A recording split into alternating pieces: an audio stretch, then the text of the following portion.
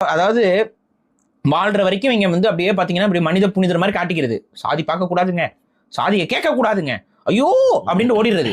ஆனா சாக போற தருமத்துல வந்து நாங்க பிறக்கும் போதே கம்மா நாயுடு, நாங்க பிறக்கும் போது ரெட்டியாரு, நாங்க வாள் எடுத்தோம்னா என்ன பண்ணி கிழிச்சிருவ, இந்த கேள்வி இருக்குல்ல. வாள் எடுத்தோம்னா அப்படின்ற அடுத்தவனை மிரட்டிக்கிட்டு இந்த வேலையை பாக்குறது.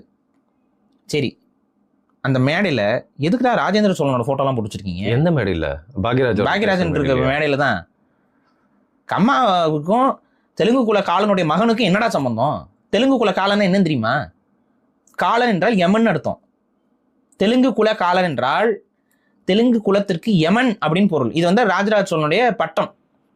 அவருடைய மகன் ராஜேந்திர சோழனோட போட்டோ எடுத்து ஒட்டிக்கிட்டு தஞ்சை பெரிய கோயில் கோபுரத்தை வச்சு உட்காந்துருக்கு. என்ன திருட்டுத்தனம் இது? இது திருட்டுத்தனம் இல்லையா? தமிழருடைய வரலாறு எடுத்து திருடிட்டு உட்காரது இல்லையா? இது கம்மாவர்களுக்கும் தஞ்சை பெரிய கோயிலுக்கு என்ன சம்பந்தம்? எதுக்கு தஞ்சை பெரிய கோயில் கோபுரத்தை போட்டு உட்காந்துருக்கீங்க? இந்த மாதிரி திருட்டு அரசியலை, ஒரு இழிவான அரசியலை செஞ்சுக்கிட்டு இதுல பெருமை வேற. அடுத்தவரோட அடையாளத்தில் கொஞ்சம் கூட கூச்சமே இல்லாம திருடிக்கிட்டு இல்ல பெருமை. இப்ப இதை ஏதாவது விமர்சிச்சு யாராவது பேசினாங்களா?